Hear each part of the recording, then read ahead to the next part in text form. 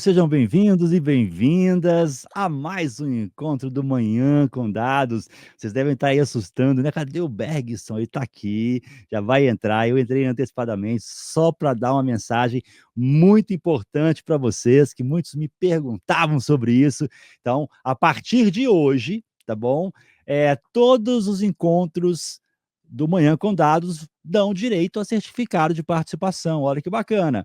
Então é o seguinte, no final da live de hoje, assim que estivermos acabando, no chat nós vamos colocar para vocês um link para você clicar. Esse link, gente, prestem atenção nesse ponto. Esse link, ele tem um token único que vale até a live ser encerrada. Então é o seguinte, o que vai acontecer? Como é o primeiro certificado que vai ser emitido para você, assim que você clicar no link, vai abrir uma tela que vai puxar o seu e-mail já do sistema e vai te dar a oportunidade de corrigir o seu nome. De você colocar, por exemplo, no campo de nome, o seu nome completo. Porque muitas pessoas, quando fazem um cadastro, colocam o primeiro e último nome, colocam lá Wagner A como sobrenome. Então, assim, ali você, no certificado, é interessante ter o nome completo, tá? Então fique à vontade para colocar o nome que você achar interessante que deve vir no certificado, mas no próximo encontro, por exemplo, quando você for emitir o outro certificado, esse campo já não estará mais ativo. Então ele já vai abrir a tela com o seu nome e seu e-mail travados, não tem como você alterar, tá? Então prestem atenção na hora que forem colocar o nome de vocês. Ok? E lembrando, tem que estar ao vivo aqui com a gente e logado, ok? Isso aí é para travar, para dar mais confiança das empresas, das instituições de ensino nos certificados da W Drummond, da Digital Edu, tá? Para poder vocês poderem mostrar para as empresas, para as universidades, e ele é verificável. Vem um QR Code, vem um código. Ao entrar, você pode colocar o código no site e verificar se esse certificado é válido, ok? Então, prestem atenção no chat, qualquer dúvida, manda mensagem para a gente ali. E sem delongas, eu quero chamar aqui para conduzir essa manhã nosso grande Bergson Rego. Bom dia, Bergson. Olá, bom dia, Wagner. Bom dia, pessoal. Todos bem? Maravilha, meu Bem-vindos, amigo. bem-vindos a mais uma edição do Manhã com Dados, não é?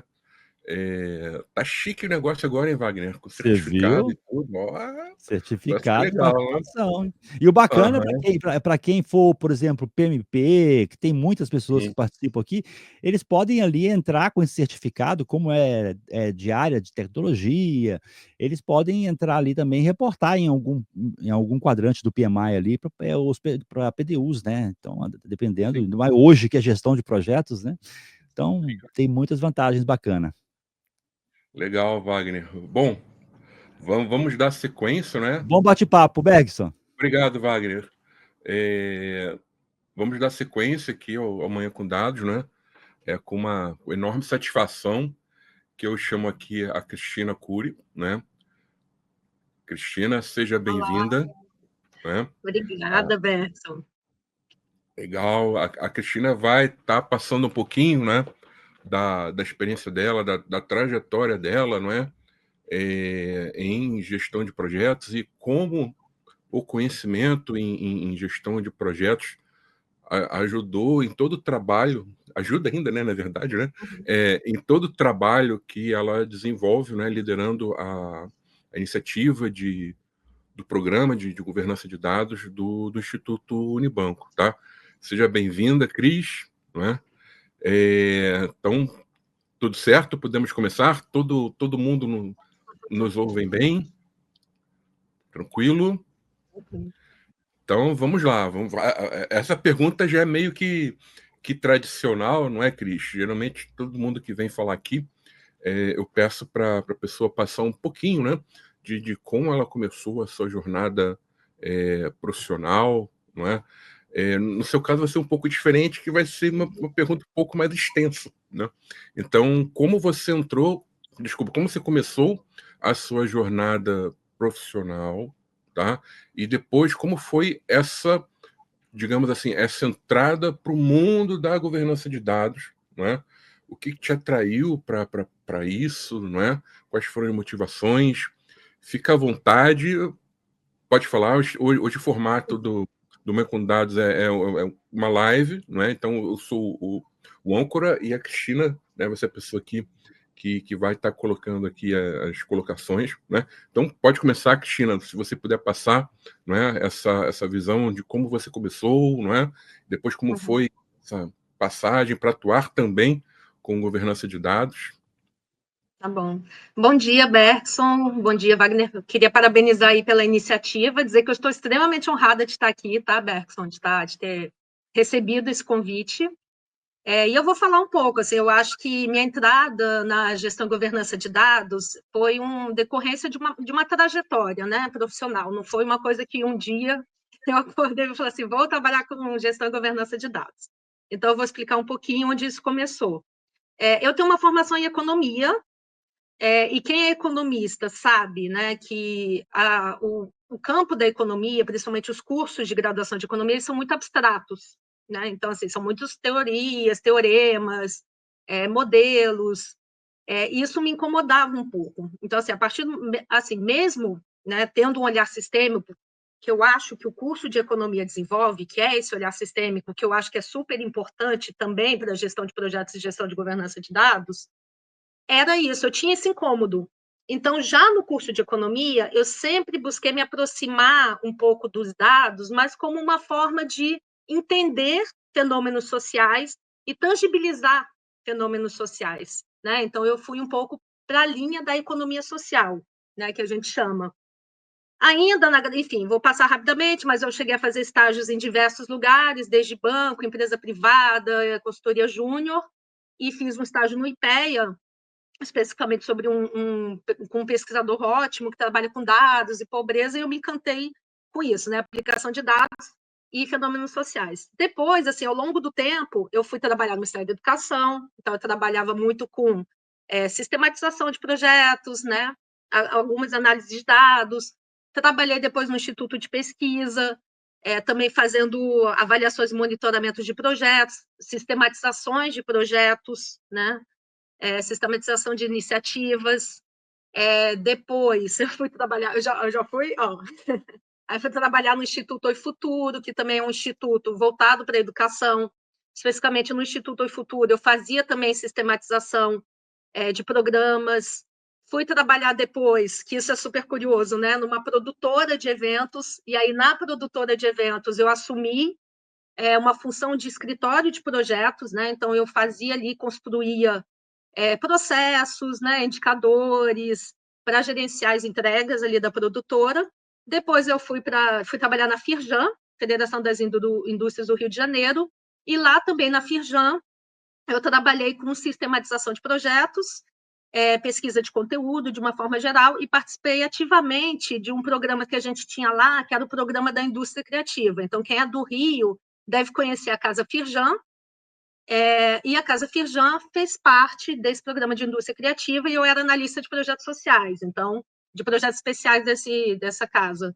Então, eu fazia acompanhamento de cronograma, né, ali com auxílio do escritório de projetos da Firjan, eu fazia todo o acompanhamento do projeto junto a outras áreas. Então, eu fui me desenvolvendo, né? E aí, um fato curioso, né? Que eu faço gestão de projetos no Carnaval do Rio, eu sou produtora de alguns blocos do Carnaval do Rio, então eu acabo aplicando também, né, a gestão de projetos para isso. E quando eu entrei no Instituto Unibanco, que é uma área né, a área social, a gente trabalha com educação, e educação é um campo que produz muito dados, né? O Instituto tem como vocação trabalhar voltado para a evidência, né? Gestão escolar baseada em evidências, então a gente tem isso como premissa e como valor. Então, você junta, né, a questão dos dados, um grande volume de dados, e com a importância da gente entender esses dados para a tomada de decisão, a gente tem um campo aí de atuação que precisava, né, ser focado e estrategicamente. Então, lá no Instituto Unibanco, eu faço parte da coordenação de estratégia em dados, analytics, tecnologia. Eu, dentro dessa coordenação, eu tenho um perfil um pouco diferente dos meus colegas, justamente porque eu tenho um perfil mais de sistematização e de gerenciamento de projetos. Então, juntou a fome com a vontade de comer, na verdade, né? Quando a gente iniciou esse programa de gestão e governança de dados, eu entendi que ali tinha uma oportunidade de eu juntar, né, todo esse conhecimento, toda essa experiência de sistematização, que eu adoro fazer, com a parte de gerenciamento de projetos. E com minha paixão por dados e por tangibilizar fenômenos sociais. Então, foi uma conjunção de fatores, e eu abracei, e hoje eu realmente sou apaixonada, enfim, por gestão e governança de dados. Tá? Então, acho que esse foi um pouco, passei rapidamente aí pela minha trajetória, mas é isso, foi uma conjunção de fatores que me levaram a trabalhar com isso hoje. Não, legal, show de bola, não é? Cristina, me diz uma coisa, tá? Porque, assim, eu vou falar pelo que aconteceu comigo também, tá? Eu também, assim, eu sempre trabalhei com dados, tá?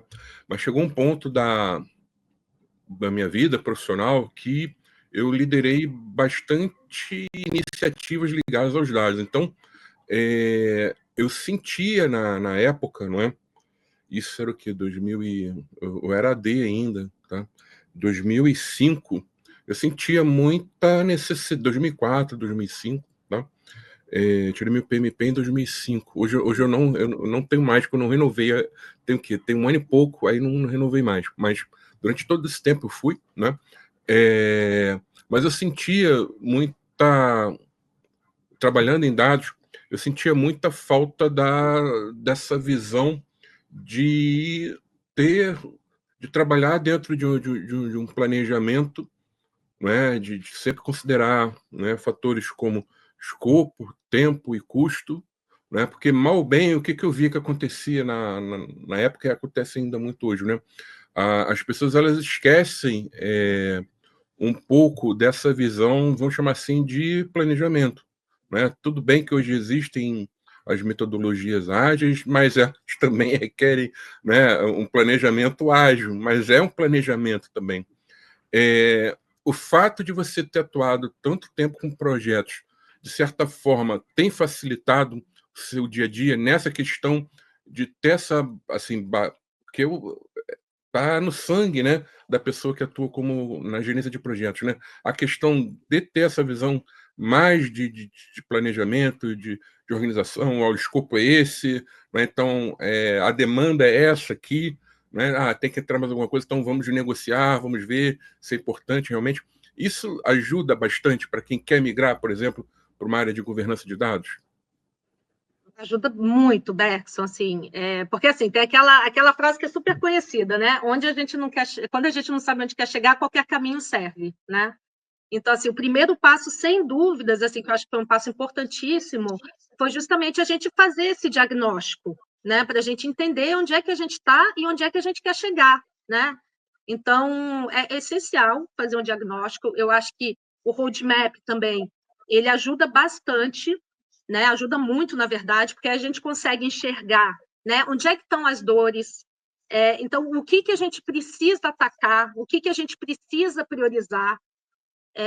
Então, em termos de estruturação e planejamento para o programa de gestão e governança de dados, partir disso, né, de um diagnóstico e de um planejamento, é super importante.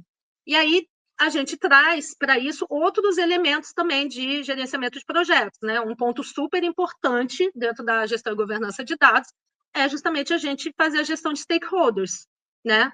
Porque a gente tem desde o patrocinador ali do programa de gestão e governança de dados, como as pessoas que estão ali trabalhando os dados, seja através de uma análise de dados, como do próprio tratamento e manejo dessas informações. Né? Então, até num nível mais executivo, se você não garante para aquele gestor que está tomando a decisão que o dado está vindo com qualidade, não adianta, você não consegue agregar valor. Né? E, ao mesmo tempo, a gente sabe que dentro da gestão e governança de dados, a gente precisa trabalhar muito o engajamento e a comunicação para uma mudança de cultura, porque senão a gente não vai conseguir implementar como a gente gostaria. Né? Como a gente fala muito de processos, né? Enfim, de políticas, de normas, a gente não quer, né, que essas políticas elas sejam políticas de gaveta. Então, a gente precisa ter todo um trabalho de articulação, né, de mostrar para cada uma dessas personas da gestão e governança de dados a importância disso. Então, é um trabalho de formiguinha, mas é um trabalho realmente de engajamento. Fora isso, a gente tem toda assim, uma questão de gestão de risco, porque a gente sabe que as dimensões de privacidade, né, e conformidade hoje são questões muito importantes quando a gente trabalha com gestão e governança de dados. Tem as questões de segurança da informação, tá? Então, são áreas que conversam perfeitamente. Se a gente entende a governança de dados, né, como a gestão da gestão dos dados, né, a gente entende que a governança de dados precisa ser vista como um programa. Então, a partir do momento que a gente entende a governança de dados como um programa precisa ter ali direcionamentos que a gente tem hoje as boas práticas de gerenciamento de projetos e a gente tem as boas práticas de gestão de dados, né? Não à toa tem o PMBOK e o DMBOK, né? Então, eu acho que as duas áreas, elas conversam muito e independente, né, de se é um planejamento mais tradicional, né, um modelo mais ágil, um modelo mais híbrido, eu acho que isso o importante é a gente ter, de fato, essas rotinas, esses processos para a gente conseguir justamente ser assertivo, né? Mesmo que a gente tenha ali correções de rotas no caminho, como a gente sabe que acontece. Então, eu acho que toda essa minha experiência realmente em gestão de projetos me deu esse olhar, né? Também a parte da visão sistêmica, também da gente entender o todo, né, de um projeto, me deu tudo isso e essas habilidades para, pelo menos, assim, né, eu estou em desenvolvimento, mas para a gente conseguir já ter um planejamento mais assertivo sobre o programa de gestão e governança de dados. Legal. Respondi? E, claro, já tem até perguntas aqui. Pessoal, vocês já podem colocar as perguntas no chat, tá? Como hoje é o formato mais de live, diferente da passada, que foi uma apresentação, né, do Bonel, hoje as perguntas a gente pode até jogar no meio da live, se tiver dentro ali do contexto das perguntas que estão sendo feitas, tá? Senão elas também serão respondidas no final, tá? Então, podem colocar as perguntas aí. Já tem uma aqui da Lúcia, até pegando um gancho da pergunta dela que virá, não é? Boa parte, Cris, da sua experiência são em instituições, não é, que trabalham pro social, tá? Uhum. E, de novo, né, vou colocar uma experiência minha aqui, nossa, aqui na BLR Data, né? Nós já atendemos muitas empresas assim, com uma visão mais, digamos assim, capitalista da coisa, né? Não, são empresas que não têm muito o viés social, tá? Como é a diferença para mostrar o ganho? Porque quando você trabalha numa empresa, digamos assim, mais capitalista, né, mais tradicional, o foco dela é o lucro, não é?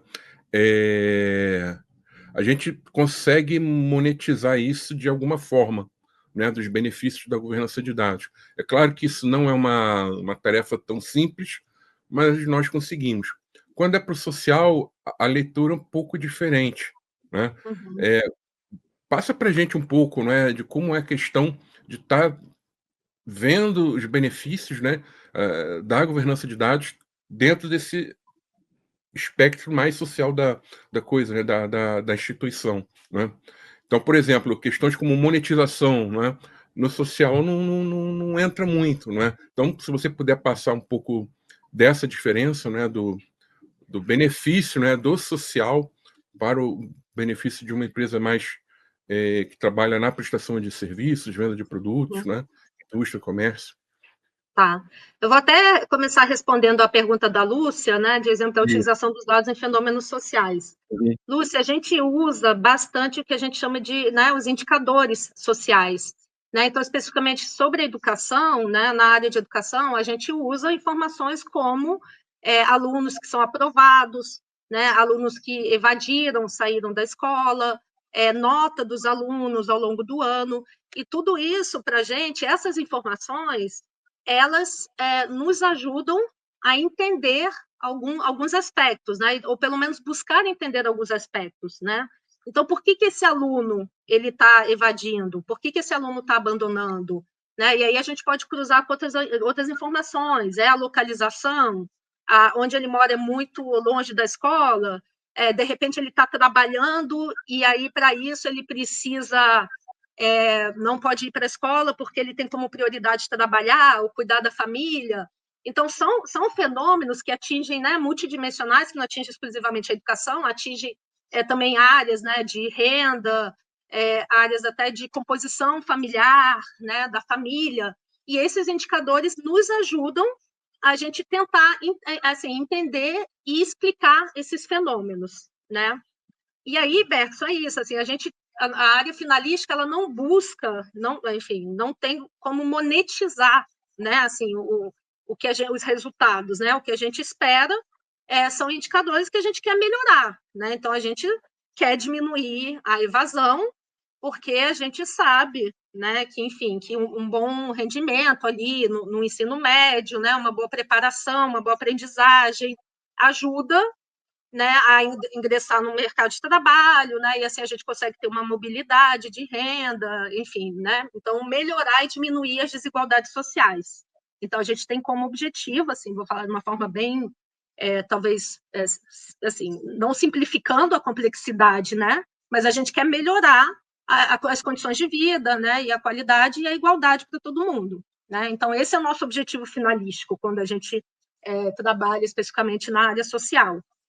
E aí, e isso é difícil, né? Isso a gente não consegue monetizar, a gente consegue ter resultados, né? Só que aí, por trás disso, tem todo um processo, né, que a gente precisa auxiliar, né, quem está ali, né, quem tem assim, né, a ingerência sobre determinados fenômenos sociais, a tomar decisões corretas.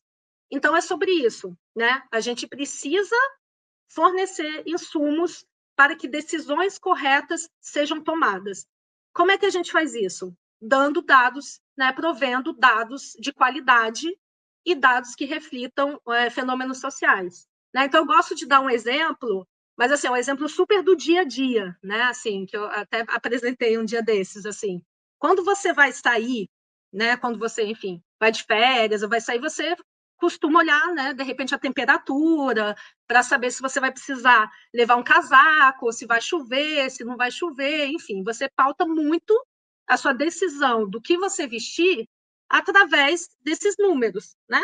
Desse número que é um número lá, que depois vira uma informação, que é a temperatura e tal. E dependendo da temperatura, você sabe se está frio ou se está calor, se vai chover ou não. Isso já é uma parte que a gente chama de conhecimento. E aí a sua decisão de usar um casaco ou não é já o que a gente chama de sabedoria. E agora imagina se esses dados, né, meteorológicos não estão corretos, né? Se a gente não tem a informação se o dado se vai chover amanhã ou não. Se chega uma informação que fala que vai chover, mas na verdade não choveu, fez um sol desgraçado. Ou que vai fazer um sol desgraçado, você sai sem nada e começa a chover. Então, esses aspectos que a gente chama de qualidade dos dados, eles podem ter resultados indesejados.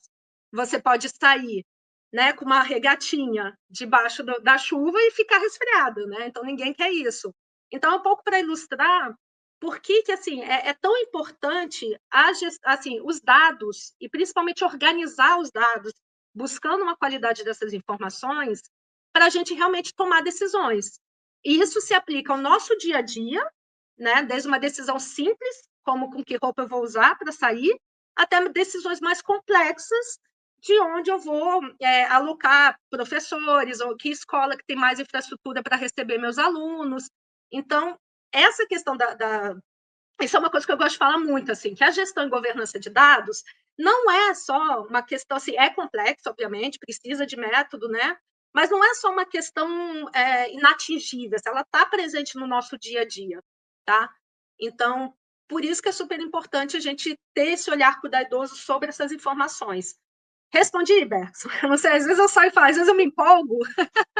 Não, respondeu, tranquilo, não é? E Cris, até complementando um pouco do que você falou, não é? Tem a questão também, né, você colocou muito a questão da qualidade, né, para tomada de decisão, mas também tem o aspecto, não é, das pessoas serem orientadas a dados, porque a gente pode ter os dados, não é? Assim, existem vários blogs aí. Eu, por exemplo, quando eu gosto de viajar para caramba também, não é? Então eu sempre, assim, eu pesquiso 6 meses, viajo 15 dias e pago 1 ano, né? Mas assim, às vezes os dados estão ali visíveis com qualidade, mas as pessoas elas não olham, elas esquecem. Então, poxa, eu vou viajar para um lugar que é um verão escaldante ali, 40 graus. Ah, mas vou levar um casaco aqui de couro, né? Vou levar um moletom, né? Então, essa questão também, né, da visão, né, mais orientada a dados também é bem importante. E entrando na questão agora aqui das soft skills, né, das habilidades ali comportamentais, hoje, na sua visão, não é?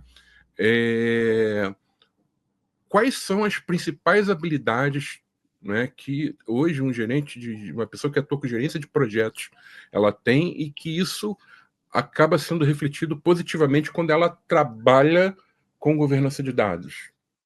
Comunicação, didática, negociação. Quais são as principais na sua visão? E por que também, não é? Uma coisa que eu bato bastante, que eu insisto bastante, é a questão da visão sistêmica. Eu acho que é necessário entender o funcionamento da empresa que você está, independente, né, do tamanho, independentemente do tamanho, assim, né, mas entender o que cada área faz, né, quais são os objetivos das áreas, porque esse olhar sistêmico te ajuda, né, principalmente, que eu acho que é uma coisa super importante, tanto no gerenciamento de projetos como na gestão e governança de dados, é fazer articulações, né? Precisa ter essa capacidade de articular, né? Então, de olhar as necessidades de uma área, como que a outra área pode atender a necessidade dessa outra área, botar pessoas em contato, né, para realizar projetos. Então, essa visão sistêmica, essa capacidade de articulação, a capacidade de uma comunicação simples, né? Então, assim, de explicar por que aquilo vai gerar valor, né? Então, não é falar assim, vai melhorar a eficiência operacional da instituição. Não, é tentar buscar e falar assim, olha, com a gestão e governança de dados, você vai conseguir acessar os dados de forma mais rápida, né? Enfim, mais confiável.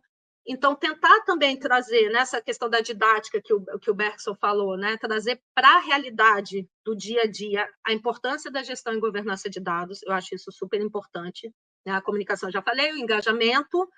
Aí eu acho que tem uma coisa que talvez seja pessoal, profissional, pessoal, mas eu acho que é uma vontade e uma determinação em estar sempre estudando, sempre se atualizando, buscando informação sobre isso, porque é uma área dinâmica, né? A gente também nem sempre vai saber tudo, mas a gente precisa buscar isso, esse conhecimento. E eu diria que é uma coisa que é super importante, que é a resiliência, porque é um trabalho de avanço contínuo, é um trabalho de formiguinha. Você, assim, acho que há 2 anos, né, a gente falava de gestão de governança de dados, ficava assim, hoje em dia, é um conceito que está disseminado, né? Então, assim, a gente fica feliz, assim, né? Quando as pessoas começam a falar, né? Então, assim, eu tinha até uma ex-chefe que ela fazia uma analogia que eu achava maravilhosa, né? Que, assim, que ela falava assim, no dia que, né, nos bares, as pessoas estiverem falando de educação como elas falam de futebol, talvez as coisas mudem. Então, quando as pessoas, né, no corredor, na Copa, estão falando de gestão e governança de dados, né? Isso eu acho que é maravilhoso, eu acho que isso é um ganho, mas é resiliente, é formiguinha, né? Então tem que ter persistência para fazer esse convencimento ali, cada um. Eu acho que é isso. Legal, não é? E vamos falar um pouquinho aqui de ferramentas, mas não é o software que eu estou querendo falar aqui, não. São essas ferramentas que, por exemplo, nós usamos tanto em gerenciamento de projetos quanto em metodologia ágil, não é? Então, dentro de uma filosofia mais do Scrum, Kanban, até o gerenciamento de projetos tradicional, né? Trabalhar com squads, inceptions. quais dessas ferramentas você usa, né, de forma total ou parcial também, né, no dia a dia? Então, Bex, eu uso bastante o Kanban, tá? A Uhum. gente, assim, a gente está um modelo um pouco híbrido, né? Então, a gente usa o planejamento tradicional, eu uso o Kanban e a gente usa bastante o Scrum, mas com os fornecedores externos, né? Que fazem algum tipo de prestação de serviço para, enfim, para as iniciativas de dados que a gente toca, tá? Certo. Daily você chega a fazer também alguma coisa? Não. Não, eu faço Ah, assim, a gestão das minhas entregas pelo Kanban, né? uhum, certo. E hoje, não é, não tem como fugir muito disso, né? É um tema que todo mundo fala, não é? É a questão da inteligência artificial, né? Um pouco de machine learning também. Como é que isso hoje acaba, vou dizer, eu vou chamar uma palavra aqui, impacto, mas não é no sentido de prejudicar, né? É impacto positivo também, não é?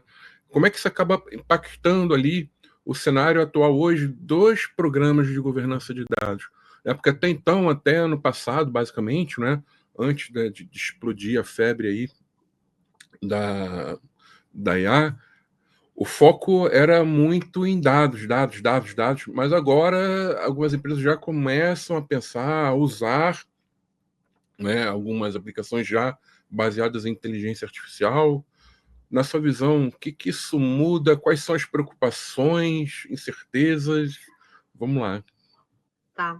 Enfim, eu acho que em relação à gestão e governança de dados, tem dois aspectos, né? O primeiro é que assim, quando a gente pensa em alguns modelos de IA, enfim, os modelos utilizam dados, né? Então, a gente também precisa ter um olhar ali para a gestão e governança de dados desses modelos de inteligência artificial, né? Garantir que eles sigam ali, né, uma infraestrutura, né, que eles estejam preparados para rodarem, e de novo, eu só insisto na qualidade, mas enfim, rodarem também ali com qualidade. Aí, obviamente, assim, decorrente disso, tem algumas questões éticas, né, que são derivadas desse uso, né, da inteligência artificial.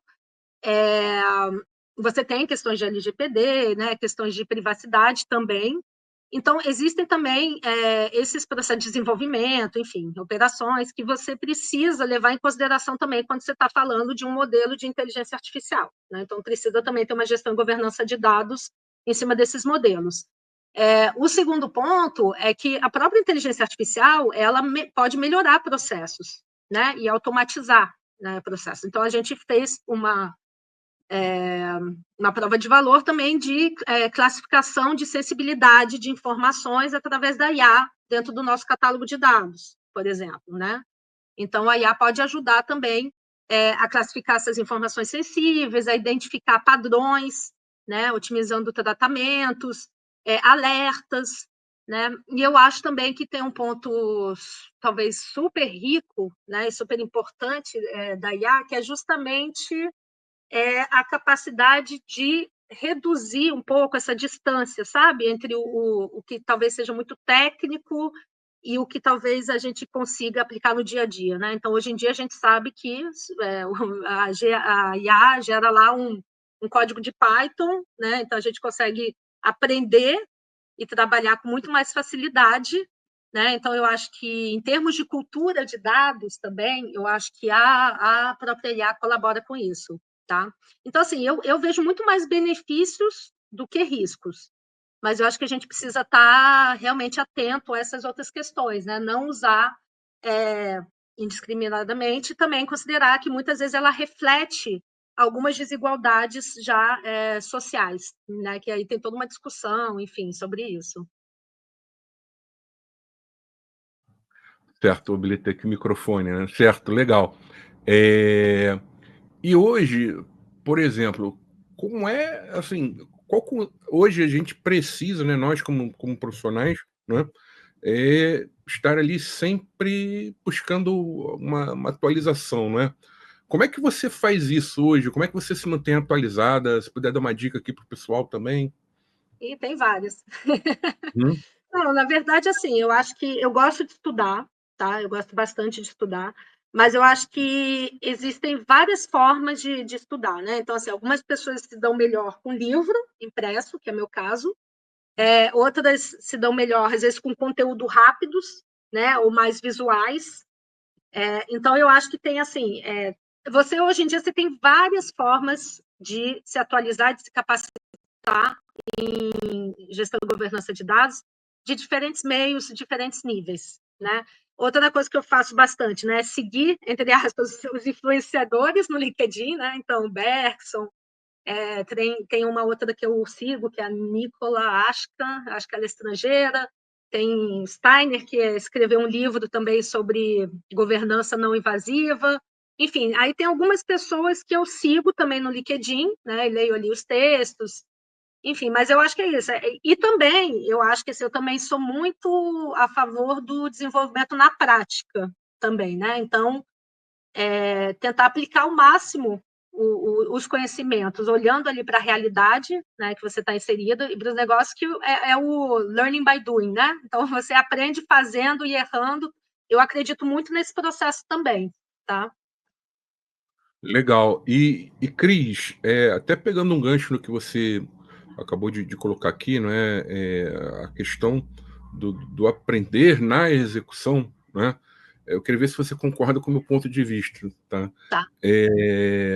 O que eu vejo muito hoje, né? E em alguns programas de governança de dados, né? Principalmente na questão dos papéis fora ali, vamos dizer assim, do time de governança de dados ou um time de tecnologia que acaba sendo mais técnico, tem mais facilidade de, de encaixar ali, não é, as atribuições. Mas, por exemplo, principalmente na questão dos stewards, né?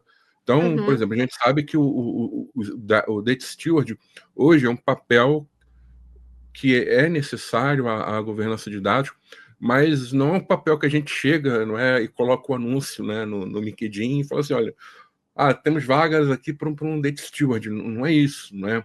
Porque a pessoa não vai trabalhar 100% do tempo dela como Data Steward, porque é uma pessoa que já está ali dentro da casa, ela exerce seu papel ali, dependendo da área onde ela atua, uma área de marketing, uma área mais social, uma área financeira, uma área de recursos humanos, enfim.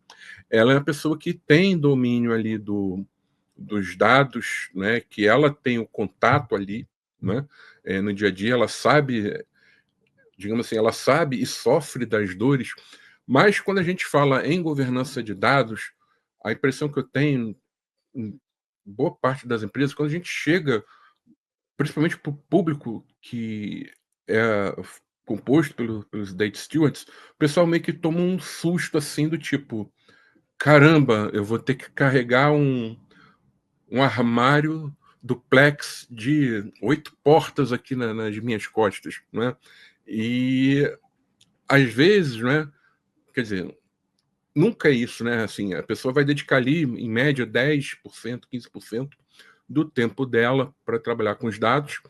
Só que esses 10, 15%, mais para frente, né, vai se tornar uma boa vantagem, porque ela, com problemas ligados aos dados, ela gasta 30, 40% do dia dela, né? Então ela acaba ganhando depois, né? Só que esse início, assim, eu nunca vi uma empresa, tá? Onde essa questão de colocar para avaliar a atuação do Data Steward tenha sido uma coisa bem, bem fácil, bem tranquila, né? É sempre um pouco mais complicado, e eu vejo até muito pela questão cultural. E eu faço uma analogia, né, assim, do time de governança de dados, que é o seguinte, olha, ninguém aqui nasceu aprendendo a andar de bicicleta, né? Então, Uhum. por exemplo, eu, meu filho, minha esposa, né? Quando a gente começou a andar de bicicleta, como é que acontecia? A gente andou, né, numa bicicleta de rodinhas, né? 2 rodinhas, uma para cada lado, então a gente se equilibrava ali e tal, tudo bem. Depois, nossos pais tiravam uma das rodinhas, a gente ficava ali, né? Vai cair, opa, deixa eu cambalear para cá. E aí depois tiravam a segunda e ficavam ali, né? Do que eu chamo que é a fase mais difícil para o pai, né? Que é o do colocar o bofe para fora, né? Você vai ali e tal, né? Mas eu vejo que nesse aprendizado do andar de bicicleta, os pais estão ali fazendo junto, tá? Uhum. Você concorda que, no início, a governança de dados ela tem que dar uma também, atuar como uma espécie de mãezona, paizão, né? Nesse início, e fazer junto, pelo menos Então, trabalho inicial com os stewards?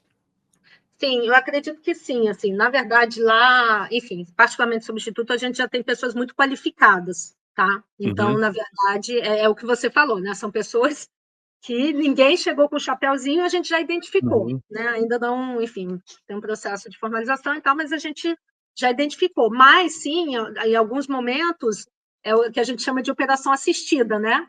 A gente precisa estar junto, estar perto, segurar na mão para, em determinado momento, a gente soltar e falar, olha, isso daqui, acho que agora você já consegue fazer sozinho, né? Então, assim, tem algumas iniciativas, né? Porque a gente também não consegue, tem outras, né, demandas, é isso, né? A gestão e governança de dados tem um tempo ali que é alocado para isso, né? Mas a gente tem alguns casos, né, assim, de produzir, né, FAQs, né, sobre os processos de gestão e governança de dados, e as pessoas que são entusiastas, né, elas vão, procuram, elas já sabem onde procurar informação. Então, às vezes, não tem um domínio total do processo, mas sabe onde buscar. Então, é um pouco assim, no começo é isso, você está com a pessoa ali, né? Então, olha, tem que fazer isso, tem que fazer aquilo, tem que fazer não sei o quê. Aí, no segundo momento, a pessoa já fala assim, eu preciso fazer isso, então eu acho que eu vou procurar fulano. Mas eu tenho isso, eu acho que eu vou procurar cicrano, né? E aí, depois, né, automaticamente os processos vão. Hoje em dia a gente tem já, né, assim, pessoas que já entenderam o processo automaticamente, né?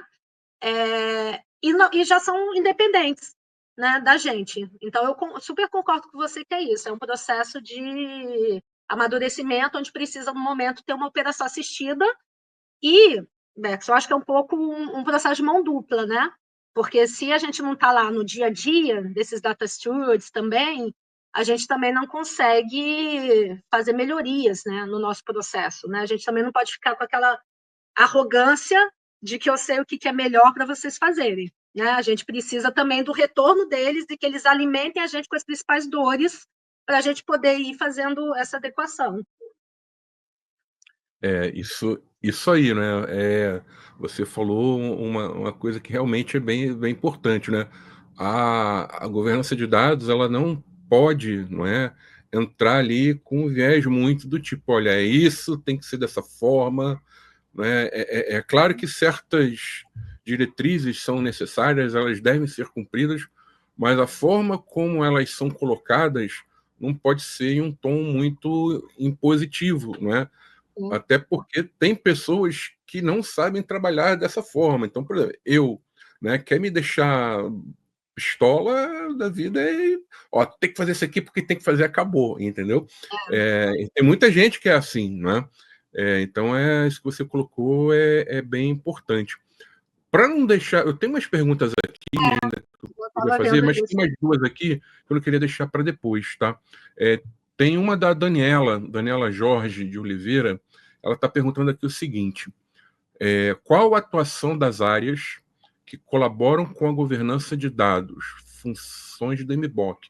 Eu acredito que ela deva estar falando das áreas de tecnologia, infraestrutura, não é? Isso. Arquitetura, né? Falando de composição de uma equipe de atuação, seja dentro de uma estrutura organizacional que a defina essa governança como centralizada ou descentralizada, infraarquitetura BI. Pelo que eu entendi, ela está perguntando como é, na sua visão, se está todo mundo junto dentro de uma estrutura ou não, cada um separado. Eu entendi dessa forma, não sei se você entendeu também. Você está lendo o chat aqui também, né? Eu estou lendo, É, eu também fiquei na dúvida, mas eu posso falar como é que a gente funciona hoje, tá? aham, Quantos profissionais atuam, tá? Então, tá. como é que a gente montou lá, tá? Eu faço parte da coordenação de estratégia de dados, analytics, tecnologia. Dentro dessa coordenação, a gente tem, né, analistas de dados que cuidam muito da produção de relatórios, né, BI. A gente tem engenheiros de dados, a gente tem um arquiteto de dados, né, que constrói toda a arquitetura de dados, e a gente tem os engenheiros de dados, tem um cientista de dados e tem eu, que fico responsável por essa articulação, por essa sistematização e disseminação dos projetos de gestão e governança de dados, tá?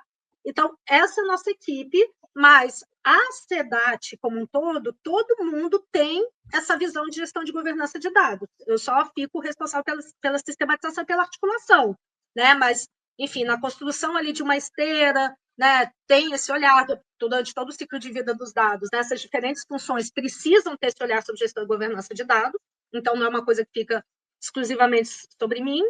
Só que a gente entende que o time de governança de dados no Instituto somos nós, a área de tecnologia, que também agrega ali a parte de infra, né, e segurança da informação, e a coordenação de jurídico e conformidade, que trata da questão da LGPD, né, e conformidades políticas, etc.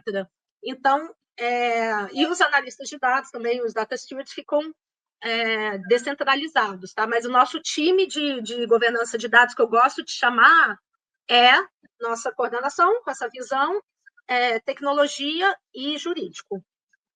E aí tem... e profissionais, são 7 na coordenação hoje, 8 com coordenador. E aí acho que são 4 analistas de dados na instituição inteira. 5. E reforçando, né, para quem já fez treinamento comigo, né, lá no Instituto, o modelo da governança de dados, ele é um modelo mais estratégico, tático, né? Então, por exemplo, a execução das atividades mais técnicas, elas são acompanhadas pela governança de dados, pela CRIS, né? Mas ela não executa, são outros técnicos que executam. Então, tem o arquiteto, tem a pessoa que trabalha, depois ela tem uma pergunta aqui de canais, ela vai falar depois dos canais, mas tem a pessoa que atua ali na questão do catálogo, no portal, tá? Então, é um modelo que, para quem já trabalhou, para quem já assistiu o treinamento comigo, não é? É um modelo que eu prefiro, né?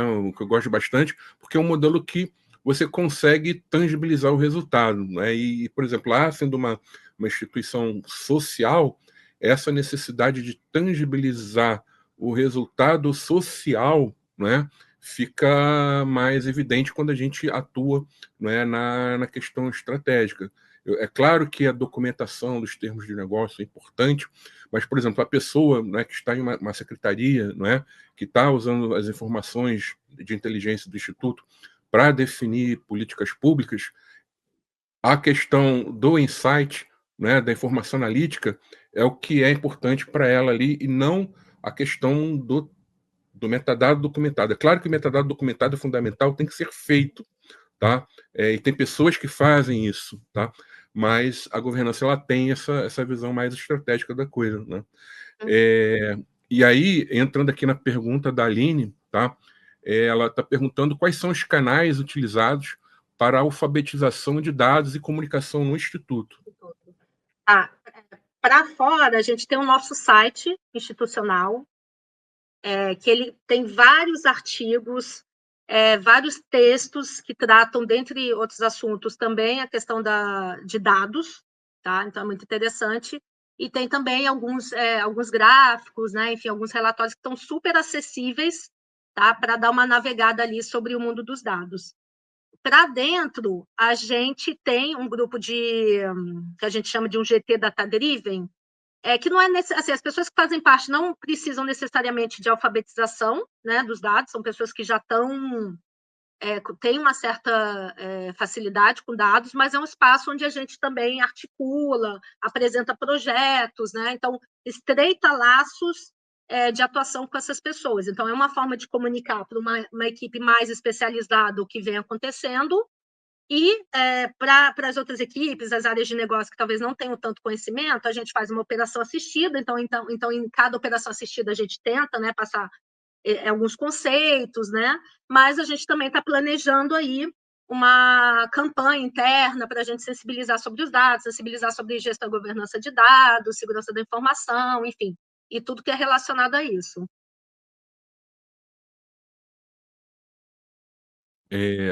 Legal, não é? Bom, e também quando a gente atua como gestor de projetos, né?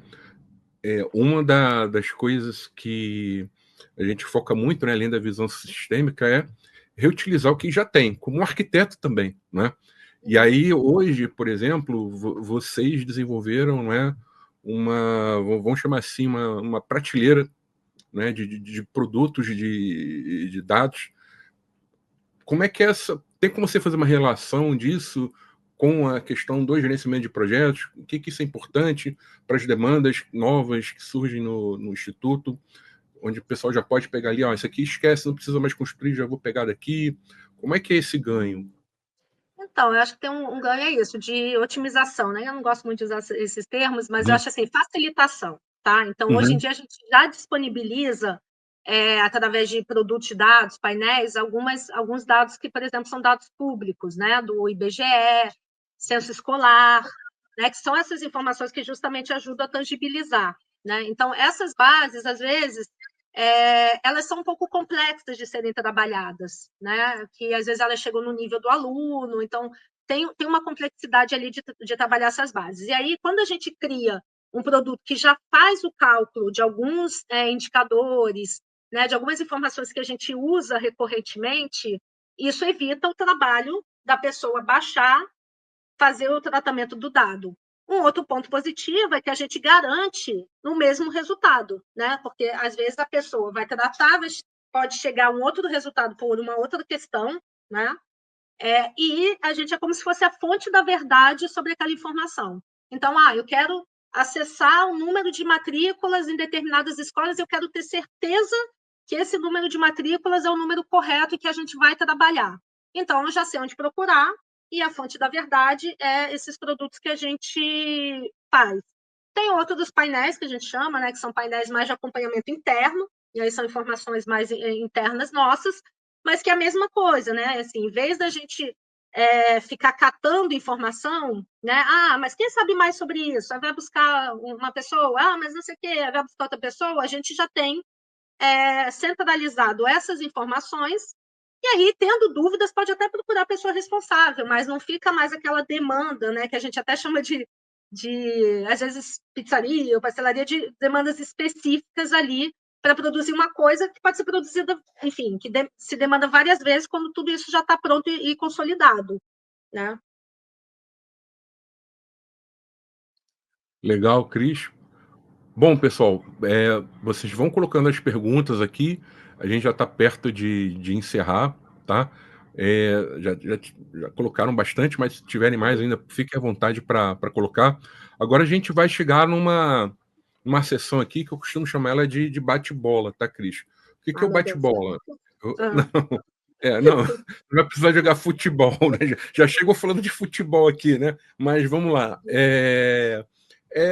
Tipo, vou fazer uma pergunta, né? Você responde de forma curta, direta, sem pensar muito. É claro que não precisa se limitar a uma palavra, nada disso, mas não é algo mais rápido, né? 2 livros, tá? Indispensáveis. Um para gestão de projetos, gerência de projetos, e outro para governança de dados. Quais são os que você indica? Aí você pegou, né? Bom, aí tem o livro do Bergson. Não, tô brincando, que é muito bom. Tem o Dama, assim, eu sou muito a favor disso, né, dos guias. Então, assim, além do livro do Bergson, tem o Dama, que eu acho que tem que, assim, vale ler, e também o PMBOK, né? Eu acho que assim, a gente tem que ir na fonte, né, para buscar as boas práticas. PMBOK para projeto. Isso, para projetos, e o Isso. Dama, né, Legal, legal. Hoje, quando a gente fala em projetos, qual a maior referência ou inspiração? Então, eu vou te falar. Para mim, é qualquer pessoa que trabalhe com evento ou com grandes eventos. Exemplo, eu não sei o nome da pessoa que é responsável por projetos do Rock in Rio, mas para mim seria a maior referência. Por quê? Eu acho que a Fernanda, depois eu posso pegar. Mas é porque eventos é uma coisa que você não pode empurrar, né? Exceto em casos catastróficos ali, mas você tem uma data certa, um horário certo, expectativas enormes, fornecedores contratados, artistas contratados, e aquilo tem que acontecer, né? Então, não pode ter erro. Você não pode simplesmente empurrar, né? Ah, não, então, peraí, isso vai demorar mais um mês para ser construído, vou empurrar aqui o Gantt mais um mês. O evento tem que acontecer. Então, para mim, qualquer pessoa que faça gerenciamento de projetos, de entretenimento, de grandes eventos, para mim é referência total nesse aspecto, que os riscos são muito maiores, é muito mais complexo. Legal. Eu até assisti 2 vídeos grandes, longos, né? Falando, realmente tinha um nome ali, não me vem à cabeça Acho que agora. a Mas Fernanda, realmente, depois eu lembro. legal. Quando a gente fala em governança de dados, né? Vem somente governança de dados. Qual a palavra que melhor representa a governança de dados para você? É da minha organização, não tem jeito. Você está falando com uma capricorniana também, Beto. É, e gerente de projetos também. Não, Não, para mim legal, é a organização mesmo. legal. Qual o seu ou os seus hobbies preferidos? Então, acho que eu já falei bastante aqui, que é carnaval, né? Acho que todo mundo Aham, já entendeu. Mas que já virou meio que trabalho, porque eu faço produção de é. bloco de carnaval. Eu gosto de ler, né? Assistir séries, e eu tenho 2 gatos que, enfim, não sei por que não apareceram hoje aqui na tela, porque eles gostam de fazer participação especial aqui de vez em quando. É verdade. E se você, Cris, não trabalhasse com dados, você trabalharia com o quê? Comunicação. Comunicação, né? Comunicação. É, comunicação. Eu adoro comunicação. Eu acho que comunicação é a base de tudo. A base de tudo. Você conseguir fazer uma comunicação assertiva, sabe, não violenta, você saber se fazer entender. Comunicação está na base da negociação, está na base do engajamento, da empatia. Então, eu acho que a comunicação é uma das coisas mais importantes, realmente, profissionalmente, seja uma área técnica, seja uma área pessoal. Então, eu acho que eu estudaria comunicação. Legal. E para fechar, se não aparecer mais nenhuma pergunta aqui, né? É assim, se você pudesse dar um conselho, na verdade, 2 conselhos, tá? Vamos aproveitar aqui. O primeiro conselho é o seguinte, tá? Para a pessoa que quer entrar na área, não é? O que você aconselharia, né? Olha, eu quero me tornar um profissional que vai atuar com governança de dados. O que você recomenda? Bergson, eu vou um pouco na, na conta da massa. Eu vou falar o seguinte: primeiro, tem que Uhum, perder medo de dados. Tem que perder. Eu tinha uma professora que falava que as pessoas têm ansiedade matemática. Então, vê ali um uhum. xizinho, um yzinho, já fica com medo. E aí ela fazia as equações com um coelhinho. Então, assim, eu acho que é perder medo dos dados, é um primeiro ponto. Não achar que dado é uma coisa super complexa. Na verdade, é que nem eu mencionei. O seu dia a dia, a sua tomada de decisão, óbvio, nem todas, né? Mas, assim, algumas são, enfim, né? Tem aleatoriedade aí também, mas as tomadas de decisão, a maioria que você faz são baseadas em dados, ou decisões que você gostaria de tomar são baseadas em dados, né? Então, assim, desde o que você vai gastar, porque você olha ali o extrato do seu banco. Estou pensando em alguns casos, óbvio que nem todo mundo é super racional, né? Esse ponto, mas em alguma dimensão da vida, você usa dado para alguma decisão. Então, entender que o dado faz parte do dia a dia e que o dado é importante, eu acho que é o primeiro passo. Depois, eu acho que é ir se atualizando, mas eu, particularmente, eu deixaria ferramenta por último. Eu deixaria ferramenta por último. Porque eu acho que, assim, gestão de projetos, você não, talvez não seja ideal, mas você pode fazer um papel de pão, né? Então, você pode. É óbvio que existem ferramentas que te ajudam a melhorar esse processo, mas, enfim, o importante é você entender o conceito, tá? Se apropriar e trazer para a realidade. Então, por que eu preciso dos dados? Por que eu preciso organizar esses dados? Sabe? Então, eu acho que é isso. Assim, o primeiro recado que eu daria é isso, e depois ir estudando e buscar conteúdo mais fáceis, né, mais tangíveis, mais didáticos. Eu acho que é isso. As pessoas tendem a querer começar já lá pelo top técnico, né? Legal, Cris. Antes de passar a pergunta final aqui, só lembrando para vocês, não é como o Wagner falou no início hoje do da nossa live aqui, não é? Quem participou, assistiu a live, né, tem direito a um certificado, né? Ele vai entrar daqui a pouquinho para estar passando esse recado aqui para vocês, tá? Mas quem participou em um momento, não é, vai poder emitir esse certificado, tá? A partir desta sessão do Manhã com Dados. As anteriores, não. Uma funcionalidade que a Digital Edu ela está colocando, né, em produção hoje, né? Então, vamos lá agora para a pergunta final, Cris. Né, tu perguntei o conselho os conselhos, né, que você daria para quem quer entrar na área de dados. Agora, olhando um programa de governança de dados, né, quais os conselhos que você pode dar para as pessoas para iniciar, para o início, né, e durante, né, o depois nunca vai ter, né, porque é um programa, né?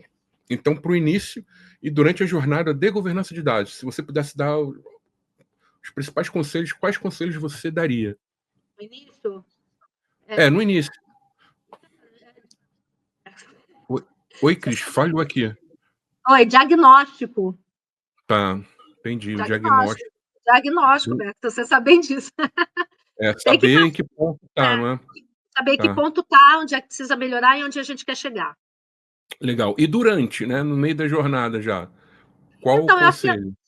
Eu acho que é isso, tentar a gente fazer, né, os quick wins, que a gente chama, né, então pequenas iniciativas ali, né, incrementais, que eu acho que isso é pensar grande, né, mas começar pequeno, assim, né, agir pequeno, acho isso fundamental justamente para a gente ter essa correção de rota e esse aprendizado contínuo, porque é um aprendizado contínuo. Show de bola. Bom, para ter os agradecimentos aqui, não é? A Lúcia colocou, não é? Sensacional. Agradeço a Cristina por compartilhar tanto conhecimento e ao Bergson pela condução do webinar, né? Pedro Dias, excelente conteúdo hoje, muitos insights. Aline, muito bom. Pessoal, obrigado, Cris e Bergson. Bom, gente, e é isso, né? Tem alguma mensagem final, Cris, que você queira colocar?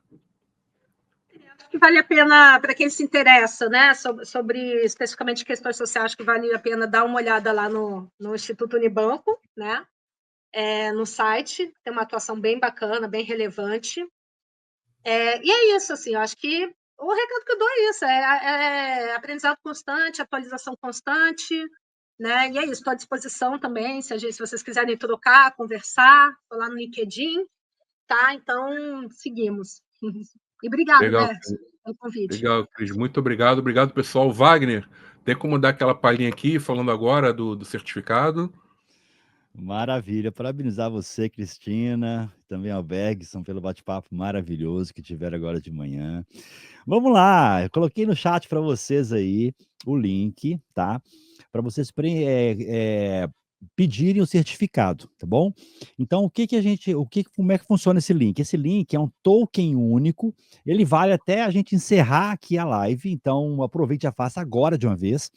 Quando vocês clicarem, como hoje é o primeiro certificado que vocês estão emitindo, assim que vocês clicarem, vocês vão ter a opção de alterar o nome. Por que alterar o nome? Porque muitos de vocês, eu estou vendo até aqui pelo chat, colocam, por exemplo, primeiro e último nome, primeiro e mais a primeira letra do segundo nome. No certificado, é importante, né, e eu acho mais elegante, visão Wagner, de ter o seu nome completo, para te identificar melhor. Então, você vai poder preencher e alterar o nome. Na próxima emissão, vamos supor que você esteja aqui na segunda-feira para o programa de gestão de projetos, ou na sexta-feira, na quinta-feira que vem, né, Bex? Importante isso, para o programa de agilidade de dados, né? Então, é o seguinte, o nome já vai aparecer travado para vocês. Então, assim, ó, preencha uma única vez agora. A próxima emissão que você fizer já vai aparecer com o nome já que você preencheu hoje, tá? Então, para vocês entenderem como é que funciona aí o link. É um token único. Assim que vocês clicarem, já vai aparecer o certificado para vocês, tá? E já vai estar com o QR Code. Nesse QR Code, você pode escanear, colocar o código depois que está no certificado para validar. Então, isso aí é para dar mais veracidade para as instituições de ensino, para as universidades, né? Que às vezes pedem comprovação. e também para você levar para sua empresa e mostrar ali o certificado e ver que ele é válido, né, que tem um local onde a pessoa pode validar aquele certificado. E é isso, Bergson.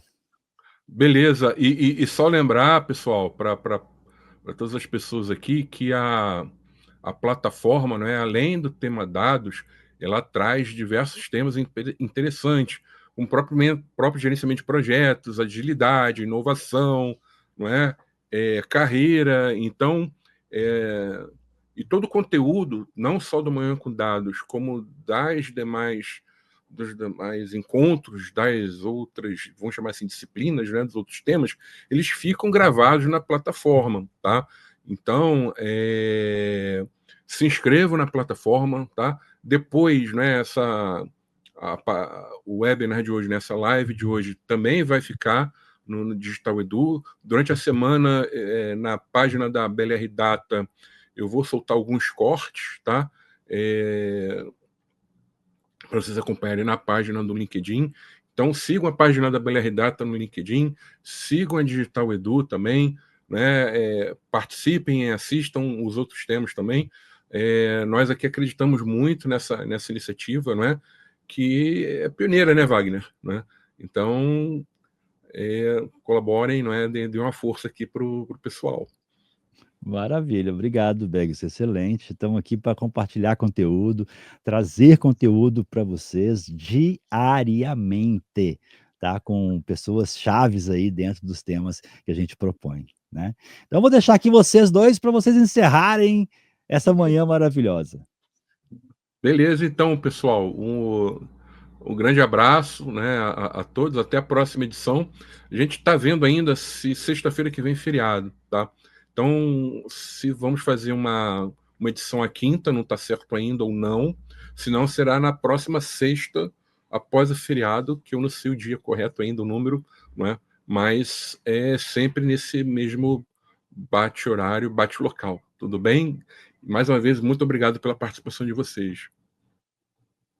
Bom, agradecer, obrigada, Bergson, obrigada, Wagner, e também um agradecimento super especial ali à minha equipe no Instituto Unibanco, quer dizer, meus colegas de trabalho, que são maravilhosos, meus chefes, e também a todos os colegas que, enfim, são pessoas muito competentes e tenho um enorme prazer de trabalhar com eles, tá bom? Grande abraço para o pessoal do Instituto, né? E vamos que vamos. Mais uma vez, Cris, muito obrigado, né? Também pela sua participação. Foi excelente aqui. Eu recebi aqui as 4 mensagens de WhatsApp já, o pessoal falando, pô, que legal, né? Adorei o tema. Né? Chame sempre. Legal, com certeza. Não, provavelmente num próximo evento, né? Que a BL Data patrocinar tal, provavelmente a gente deve conversar ainda para levar o case do Instituto, né? Mas vamos ver, né? Mas é legal. Show de bola, pessoal. Grande abraço. Até o próximo Manhã com Dados.